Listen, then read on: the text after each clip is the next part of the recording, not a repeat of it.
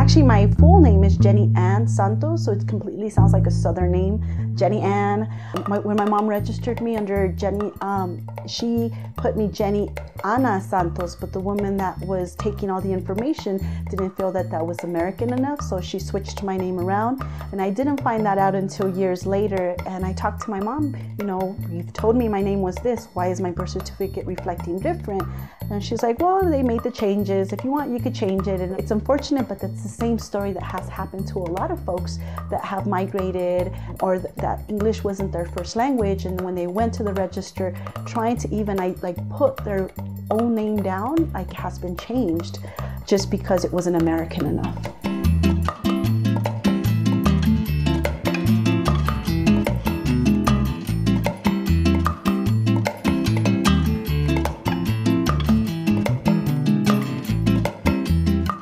Your mom is from where again? She's from La Noria de Molinos, Zacatecas, Mexico. And your father? El Refugio Aguasarca, Aguascalientes. And you were born in? I was born in Los Angeles, California.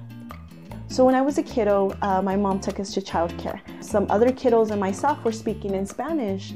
And there was this woman, and she came up to me and started saying, you know, I couldn't speak in Spanish.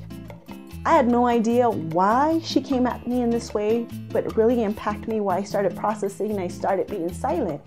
Apparently speaking Spanish is wrong, and there's something wrong with me and my people. And when I shared that with my mother, she reminded me, no, we come up from a powerful people. We've contributed so much to this country. We come from X, Y, and Z. And she shared that entire, that beauty, that culture, that enrichment that allowed me to keep my head up high. That right there was a turning point to realize who I was and what I was meant to do. You know what we're doing here with this project, Anya. And you know it's what I'm saying is that this generation is the first generation born here whose parents are from a Spanish-speaking country. I don't feel that I was the first born here. My grandfather shared the story that our people had come from Colorado.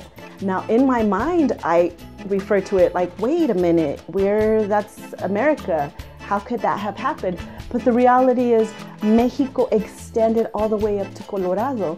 And with his story is that our people migrated down south, and they eventually ended up in Zacatecas, and then eventually in Aguascalientes.